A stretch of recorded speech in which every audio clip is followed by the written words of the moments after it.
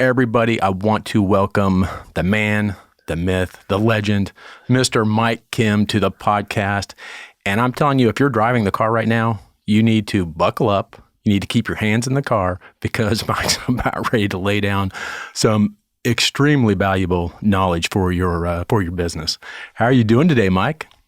I am doing great, Sean. It's an honor to be here. Thank you for having me. And to those listening, thank you for tuning in. I hope to add some value to you today. Yeah. So just to give a little background, I met you, God, it's almost coming up on 3 years now. It's hard to believe. That was probably one of the best workshops that I've been to. And there's those few times that you're out and about, you're at different seminars and workshops and stuff, and you meet people and you immediately know that, okay, there's something with the vibration of this person. There's something about the energy. And I knew right then, it's like, okay, Mike is someone that I want to know, someone I want to follow. He has information that I desperately need. And you have such a great way of teaching it and such a great way of laying it out to people. So it's easy to understand. It's easy to implement. And one of the reasons we're doing this, having you on the podcast again, is you are just introducing your book. You are the brand. And people listening, I'm telling you, this isn't one of those foo-foo bullshit books that people put out. You know, there's a ton of people who put out a book. It's bullshit. They want to become an author. They want to have their name out as an author. This is not one of those books. And thank you. Yeah, this is actually absolutely not one of those BS books. And here's the thing. I know many people who have paid hundreds, thousands of dollars for the same information that's in this book. So by getting this book, oh my God, there's so much information in this book, and it's being released right as we're about ready to do this podcast. But I was, privileged enough to at least get a pre-read of some of your chapters. And this stuff it's absolutely gold. So congratulations on finally getting the book out. Now I've seen the process of you going through this whole process of creating the book and the stress, and it's just such a joy to see it finally birthed into reality. Well, thank you for the kind words. It has been a journey. You talk about thinking big, right?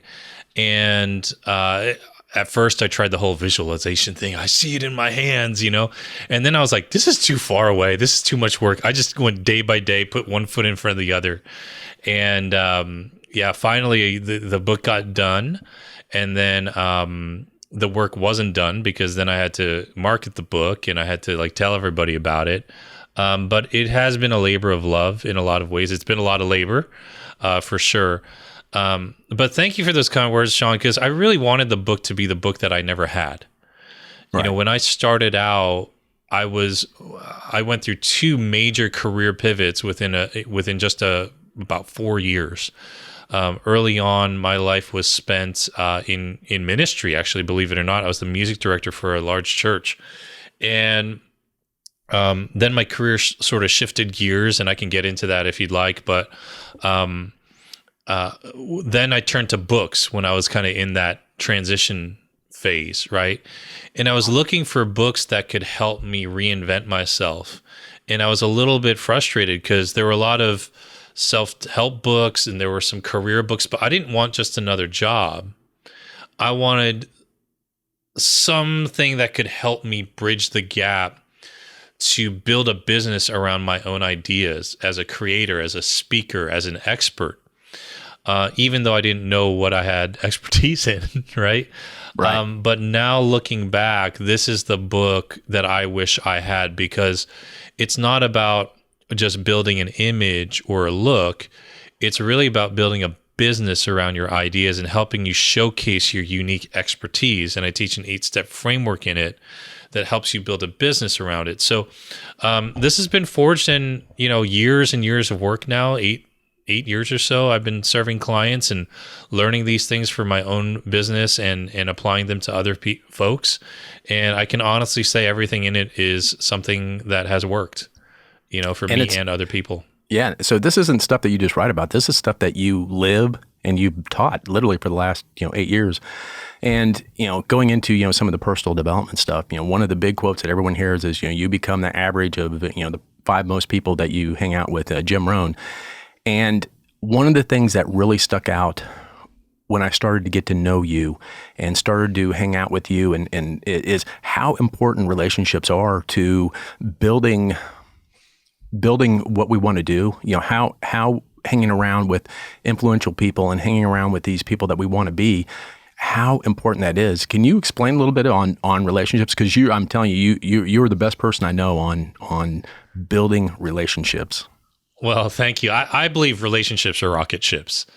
You know, that's the bottom line. And when I was in my early 20s, when I was working, you know, in various church roles, man, I must have been like 22 at the time. And this guy came in to speak at our church, and I was tasked with hosting him.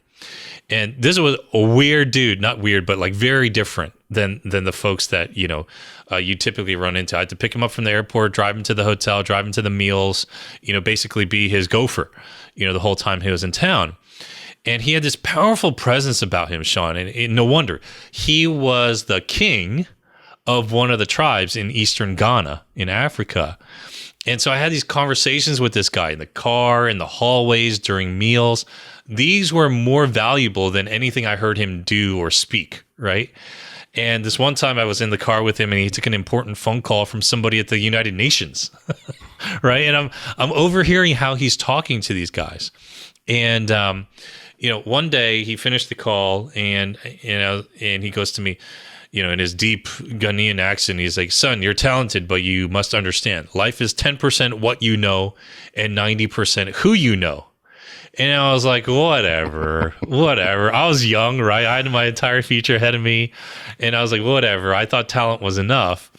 And as the years passed, I slowly started to realize that he was absolutely 100% right. And when I started out in this space, going to Barnes & Noble, looking for these books, trying to claw my way to creating a new life, I didn't know anyone in this space. The people who I did know, you mentioned the 5 people you spend the most time with, were my boss's husband, my 2 dogs, and my wife at the time, right? And last time I checked, none of them had built a business like the one that I was trying to build.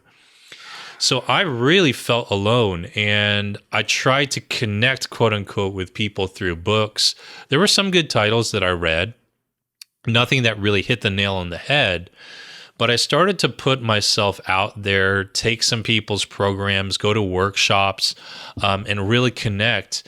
And that's really how I built these relationships over the years. I'm happy to dive into that a little bit more, but it was really, really important for me to find people who had done what I wanted to do and were doing what I wanted to do and be around them. Right.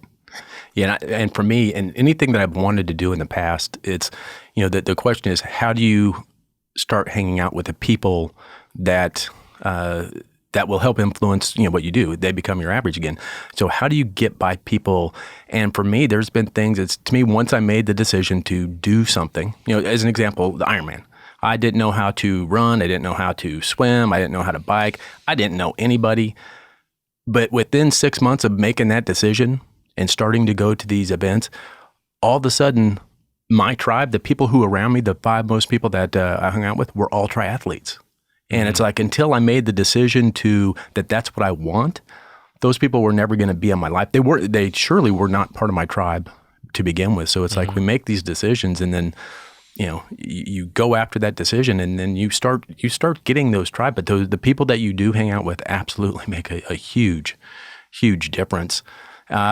One of the problems that I have is, you know, you hear people and you hear books saying, you know, you've got to go find your customer avatar. You got to go find this person. You got to, you know, describe who this is, you know, what they do. But being around you, it's not necessarily knowing your customer avatar. You actually become, you know, the person that you're trying to sell to. And how do you do that? Can you explain what that process is of really becoming the person that you're trying to sell to, the person, your tribe, really?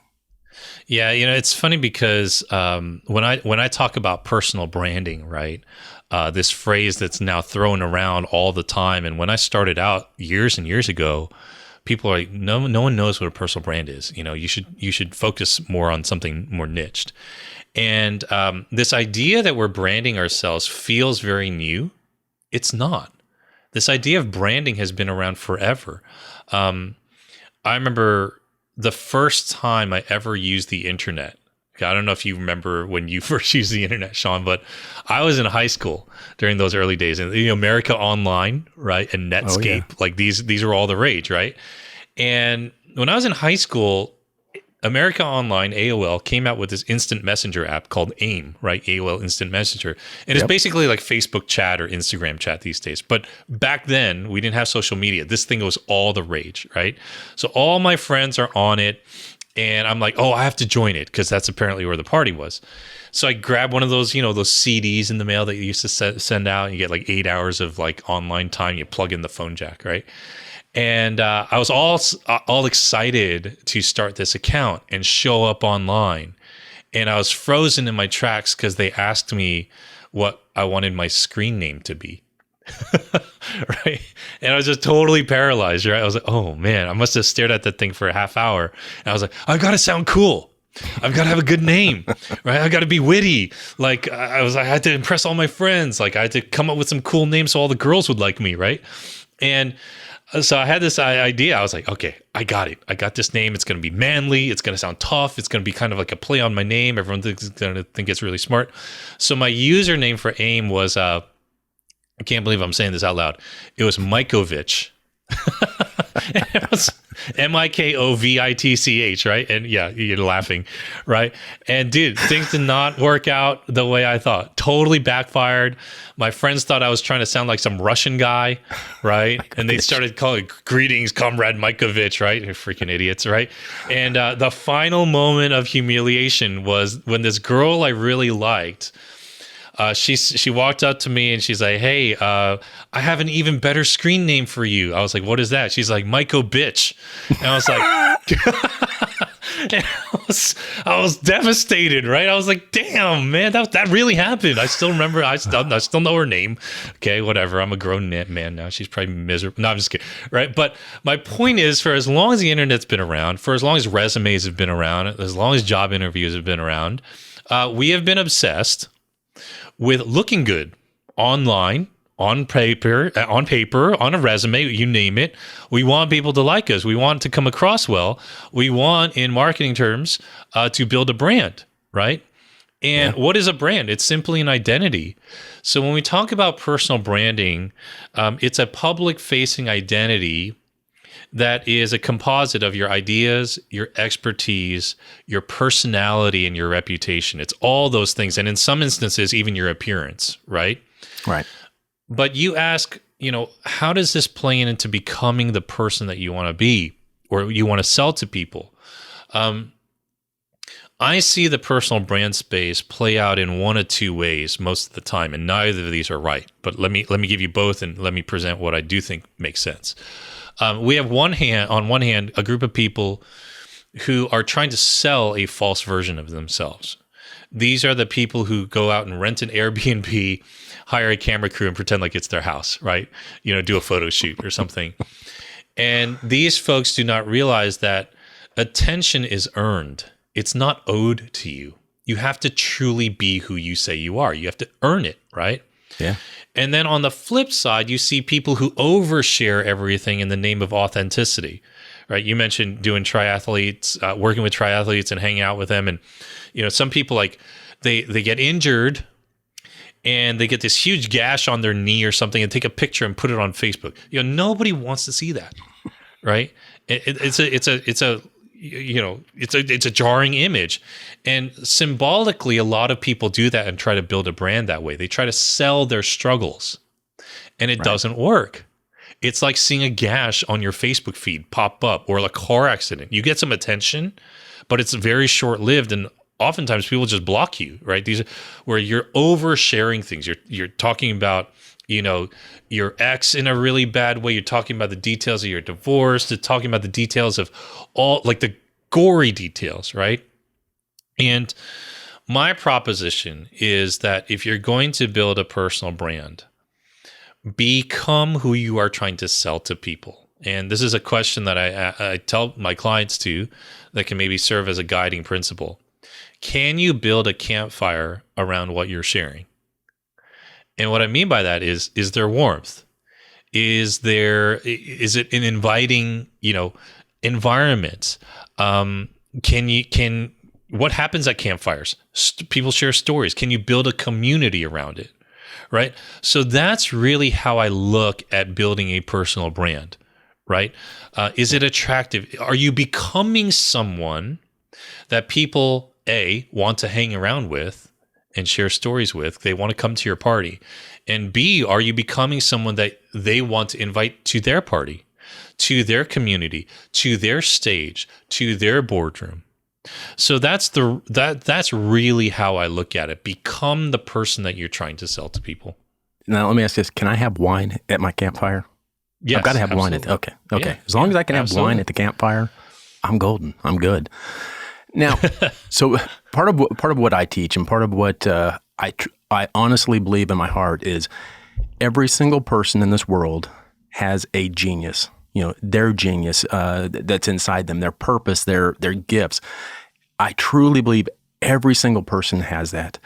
And one of the problems that I have, even working with clients, is, how can we figure out, what our, skills are? What is our genius? Do you have a way to figure out?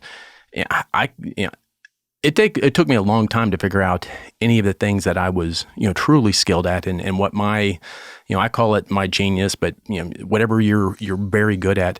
How do you look at that, and how do you try, like with your clients within the book, how do you try pulling out what someone's skill is, what their genius is? Well, one of the most clarifying exercises I did early on was to take an inventory of what I did at work. So I had 3 major jobs after college.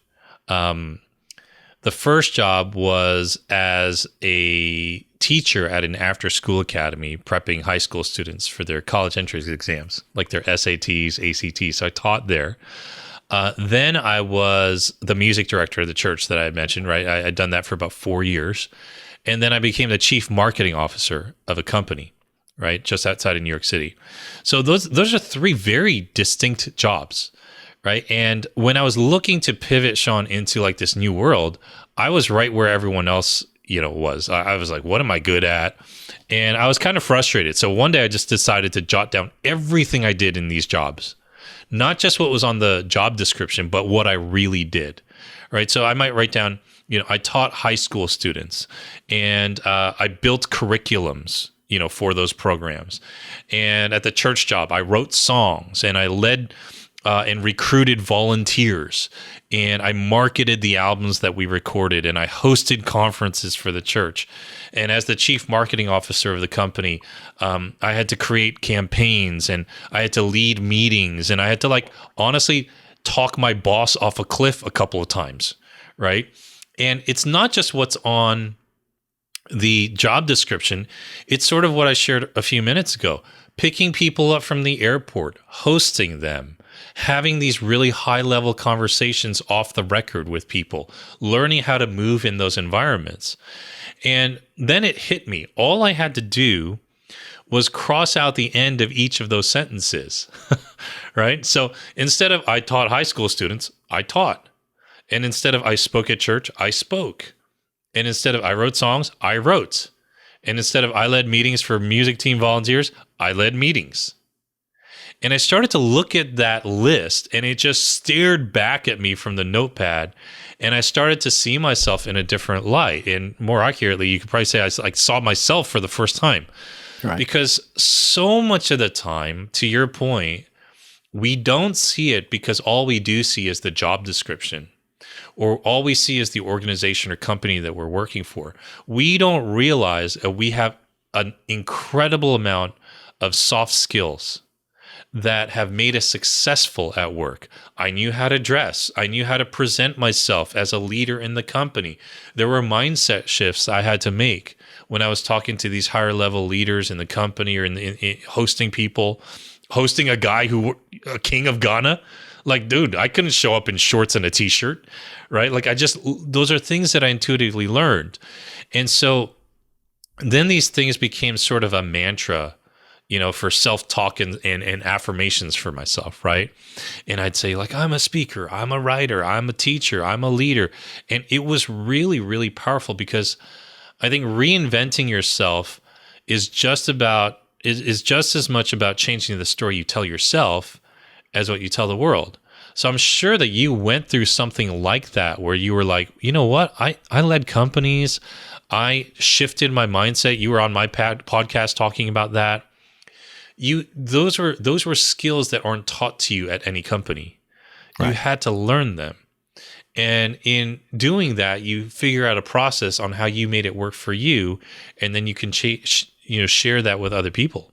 Do you think there is a big difference between something that you're passionate about and something that you're good at that you can turn into a business? Because there's things that I'm absolutely passionate about, but I'm not very good at it. I'm passionate. So what I'm trying to merge what I'm passionate about and also what I'm good about to become, and that's something that you helped me through, obviously to come to that point. But I thought to me, that was one of the hardest things to really do, was really get crystal clear on who I was going to help, what I was going to do. Because again, I'm extremely passionate about mindset and all this other stuff, but no one buys mindset. I mean, it's one of those things that people just don't buy mindset. I've been in technology for years, so how can I combine what I'm good at and then what I'm passionate about? Maybe teaching people mindset in technology. So yeah, I think that's a whole big thing that that you really go through in really branding yourself. I mean, you've got to be clear on what you want to do. And that, to me, again, that was one of the hardest things that I ever did, was trying to get crystal clear on who I was going to help. And, so how do you help brands, business leaders, entrepreneurs, solopreneurs find the clarity? Because you helped me go through it. So what are the processes that you do to help people find clarity in what they want to do, their messaging, the words they say, the things they do? Because again, you talked about it. You can rent a mansion and pretend it's yours, but if it's not you, that messaging is going to absolutely fall flat on its face. Yeah, where I really start, step one, is formulating a point of view, and that may sound a little odd when it's like talking about starting a business or helping people get started. Here's the thing, Sean. So many of us have our own opinions beaten out of us by the system that we have to exercise and reactivate that muscle. When I work in this space, the folks who struggle the most come from highly regulated industries and backgrounds. People who have been in education or the military or law or healthcare, education. I think I said that already. But anytime you step out of bounds in those industries, you get your wrist slapped, right? Compliance, right? That's what it's all about. And even if you're a mid-management level guy at a company, gal at a company, right? There are certain things you have to toe the company line. So when you start to say, I want to build a business around my own ideas and my expertise, it's a stretch to even have your own ideas. There are a lot of people who don't even know what they think about the world. So no wonder, as to your point, it's so difficult to find out how you help people. You don't even know what you believe yet. You don't really know what you want to say yet. You're not even sure how you view the world yet, right? So early on, I ask people these 3 questions. What pisses you off? What breaks your heart? And what's the big problem you're trying to solve? And that will evolve over time. But wherever you are, even right now listening to this, chew on the answers to those questions. And you might say, well, in what context? Mike, just anything. Just have an opinion, because you're not going to last long in this industry sharing your ideas as an expert if you don't really believe them, right? Yeah. So, what pisses you off? That is the injustice that you see in the world. What breaks your heart? That's the compassion you have for people. And what's the big problem you're trying to solve? That is your business. Business is nothing more than solving a problem for a profit, right? So early on, Dude, I'll be honest. What pissed me off was just going to work every day for a company I didn't really enjoy working with. Right? That Yep. was it. And I just had to be honest. That's all that drove me at that point. And eventually, I got to a point where it just ticked me off so much, I decided to do something about it. My story really started Thanksgiving 2013. And I share this all the time because I was working as the CMO for this company. I was putting in probably 60 hours a week. And they called me after I was with my family on Thanksgiving. And they said, we need you to come into work tomorrow on Black Friday. We're not like a big box store. No one's doing Black Friday sales. It ticked me off so bad because the previous night I stayed up with my mom till like 1 or 2 in the morning drinking wine. And she's telling me all these incredible stories about my childhood that I was afraid I'd never have this moment with her again. And then I had to leave her at my house and go to work. Like, just, it drove me bonkers, right? And that's when I started to realize I hate the idea that people, myself included, are told what days we're allowed to spend with our families, how much time we're allowed to spend with our families, and eventually how much money we're allowed to make. I really started to hate that. It started to bug me. So that drove me towards what breaks my heart. And once my eyes were open, I was like, you know what? There are a lot of really sad people around me. Like my coworkers, they're miserable. They're like this way smarter than I am. They're miserable. They hate their lives. And they go back home every day, going back to their families, and they're not showing up at 100%. They're not passionate about life. They're like the Walking Dead, those zombies. And that was really sad to me. Even though I didn't have the solution yet, it broke my heart to see fellow human beings living like that. So the big problem I decided to solve was take everything I knew about marketing, take everything I knew about performance, take everything I'd learned on that list of things that I crossed out, from my job titles, and say, I'm going to help the small sliver of the population that wants to market themselves as a personal brand, because that's what I'm doing. And I stopped seeing myself, Sean, as a marketing consultant and brand strategist, even though that's what people call me. I'm basically a life coach in disguise as a marketing strategist and a brand strategist and all those things. And when I tell those stories, that's what connects with people. It's not just my frameworks or my marketing know-how.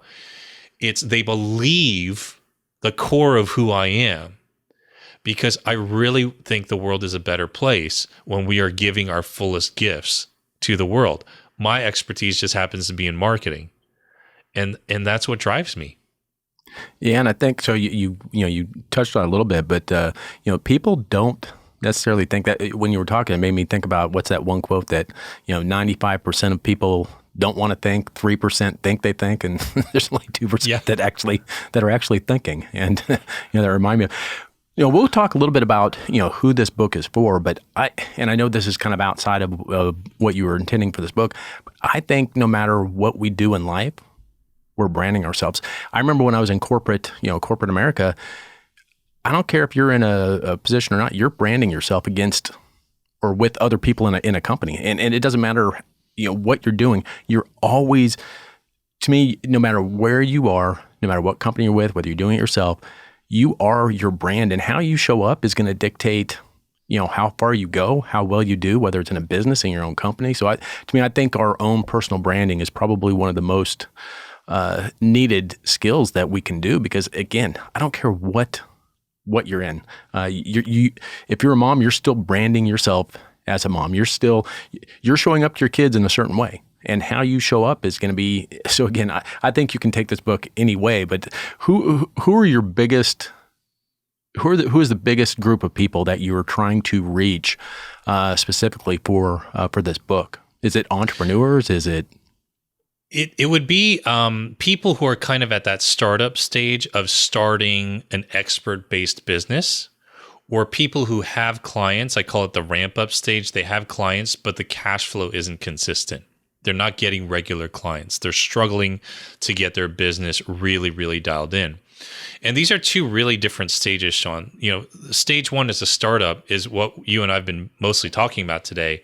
Right. Validating your ideas, discovering who you are, exercising that atrophied muscle of self-expression, right? That's been beaten out of us from years of school and corporate, right? And then you have stage two, the ramp up people. They have some clients, maybe on the side even, maybe they're not quite full-time, or maybe they are. They're just not really creating consistent revenue for their business. And that's usually a marketing and a messaging problem. And so I'm really situated in helping people in those two stages, in starting an expert-based business. Try to help them understand the process of creating a compelling personal brand to, again, build your business around, not just an image, an actual business. And then share with people how the real world of marketing works, like this weird world of personal branding really works. And I have many examples in the book of folks that many readers would probably know of and how they built their personal brand business in such different ways. I touch on Brené Brown, who's a famous lecturer and author now, and how she built her personal brand business kind of by accident. Yeah. And then I talk about Marie Kondo, who's this little Japanese lady that specializes in cleaning and teaching people how to clean their homes and live a simple lifestyle, and how she built her brand. And then we have Tony Robbins and Gary Vaynerchuk, and of course, one of my favorites in the world, The Rock, professional wrestler. I have all these people's stories in the book. And what I want everyone to understand is that no matter how good you are, how experienced you are, we all start from zero. You can't go out and buy a personal brand. I can't go out and buy the influence of The Rock.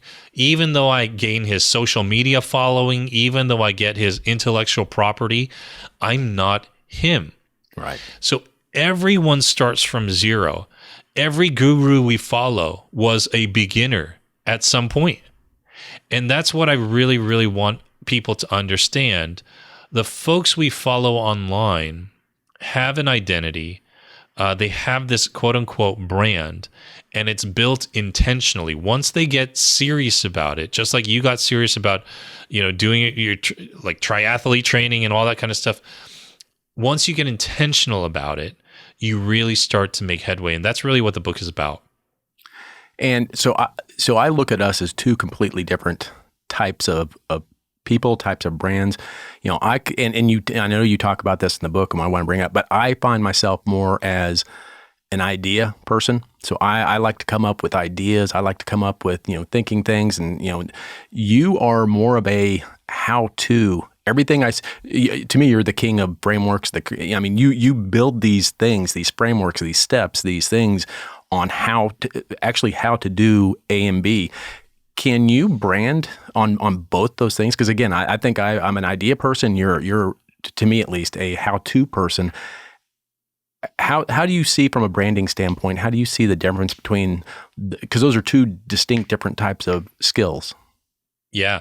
So it's funny because the one thing that will never go out of style is publishing, right? Content, sharing ideas. For me right now, I've been a how-to-preneur most of my life. I teach people how to market themselves. I teach a framework that has 8 steps, which is in a book that reads like a blueprint. I mean, there's stories in it, but I tell people this is a blueprint.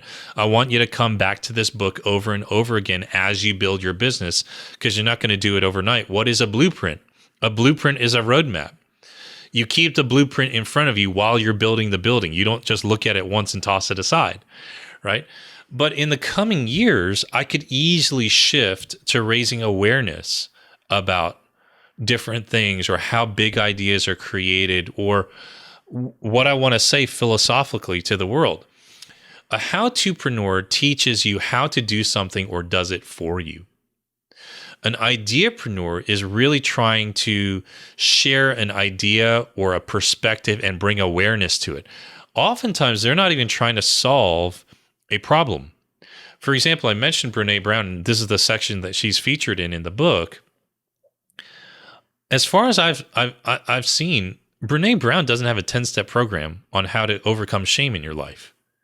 She speaks eloquently about shame and vulnerability, but it's not a step one, admit that you have shame. Step two, discover who makes you feel shame. She's not a therapist. She's not a counselor.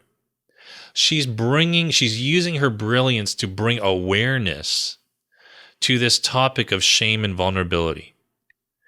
And she's espousing that we just think about it and that we just have some awareness around it. And we take the steps that we need to take in our own life to address it. It's very different. There's a nuance. It sounds similar, but it's different, right? Because at the end of the day, I can't walk away with a deliverable necessarily in my hands from her, right? Yeah. So you can do both, and I've seen people pivot one way or the other. A great example of this would be Ryan Holiday, who is an American author, young guy, wrote a ton of marketing books early on in his career, was really ensconced in, the world of internet media, like these big sites, Gawker and all these, and he just wrote books on, he's like, yeah, this is a slimy industry. And he wrote some marketing books, became well known in that industry, and then pivoted into writing books about stoicism. And he's written all these books, The Obstacle is the Way, and all these other books, The Ego is the Enemy. And he's pivoted into an ideapreneur in many ways. So he was able to carry his following into these new ventures. And we talked about how people like him can do that in the book, You Are the Brand. The bottom line is people follow Ryan because it's Ryan. Right. He is the brand. You are the brand. I am my own brand. So if I connect with people over the marketing work I'm doing right now, and I pivot into something else later, a certain percentage of them will follow me because they really like me. They really resonate with me. They want to go on this journey with me. There's one question that I absolutely want to ask because it's one of the ones that I get asked almost every time when I'm working with someone. And it's something that you run into, and so we're trying to teach how to brand people, how to run their own thing, and they're going to kind of do their own, entrepreneur, whatever you want to call it, but they're going to start doing their own thing. One of the biggest problems that I have, and literally almost everybody I talk to has, is how do you price your stuff? Because here's the thing. You go out and you look at, for instance, your book. What's it, $20? How can I compete with stuff that I'm trying to sell when you've got something that's 8 years in the making and it's $20? So from a pricing standpoint, I've got a lot of people listening that are new in their entrepreneur, perfect for this book. What is a strategy for pricing what we do, pricing what we sell, pricing the solution to a problem for our tribe, our people? Yeah, the first place I would start with understanding price is to realize that price is not the same as value, right? There are a lot of things that are very expensive and not very valuable, and then there are other things that are very valuable and don't cost a lot of money. For example, if I've got a hangnail or something, I mean, $2 for a nail clipper, but that thing's very valuable right there, right? But when we really think about pricing, what I advocate for, Sean, is that people start with themselves. So much of the time that we do what you just mentioned. We look at how someone else is pricing something, and we allow the market to dictate what our prices are and what our fees are.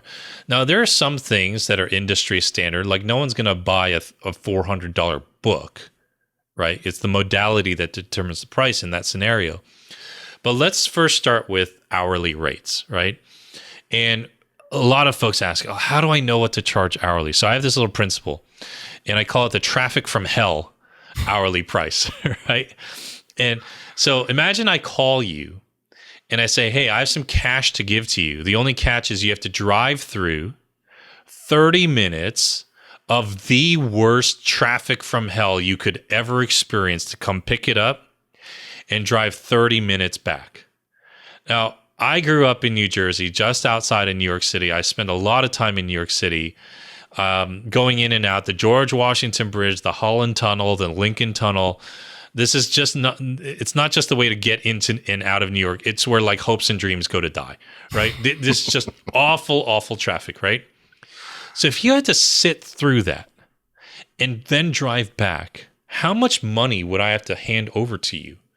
$100, $50, $500, $1,000. This has always helped me start in terms of like setting a ballpark idea of what I would want to charge for my hourly rates, right? And at this point in my career, I there's only one thing I do hourly, which is a one-on-one call. Now, when I first started out, I charged like $200 for it, and then $500, and then that traffic from hell hourly price as my business group was like $1,300. Now it's $2,500, and you might be incredulous at the idea of paying that much money to talk to me for an hour. But again, price is not the same as value. Yeah. It means that you don't think that a call with me would be that valuable. But for other people, it really is, because there's a lot I can get done with people in an hour. Yeah. I've actually had people who had a bonus hour call with me because they bought a program and never do the call. They're like, oh, I don't need it. It's okay. All right. No worries. No skin off my back. Right. Yeah. So you start there, and then you have sort of a ballpark idea of what you would charge with other projects. So one of the things that I do when pricing a project, which is very subjective, is I draw a 9-box grid, and we actually have this graphic inside of the book. And on one side, I put like the level of service, good, better, best, right? And then the fees, the least amount I would do it for, the regular amount I would do it for, and a windfall amount, right? And by good, better, best service, I don't mean like, I'm not going to work that hard. I mean like standard level service, silver, and then gold, right? Like how much I'm involved, right? Right. So the least amount of money is the lowest amount of money I would do the project for. The regular amount is what I feel comfortable with. How do I figure out what these numbers are? I start with my traffic from hell hourly price. And I estimate, okay, this project could take 100 hours to do. Now, if I charge at $2,500 an hour for 100 hours, that's a lot of money. So I'm probably not going to quote, a company at $250,000 unless it's a big company, right? A really big company, and the value would be worth it to them. But I at least, Sean, have a ballpark idea. So I might say, okay, wow, 100 hours, this is going to be a lot of work. I would do this for $100,000, but at least I have a ballpark idea because I have this traffic from hell hourly price. A windfall amount of money is something that you'd be extremely happy with. Maybe that is the $250,000, right? And here's the thing. If you don't set a windfall amount, you will never earn a windfall amount.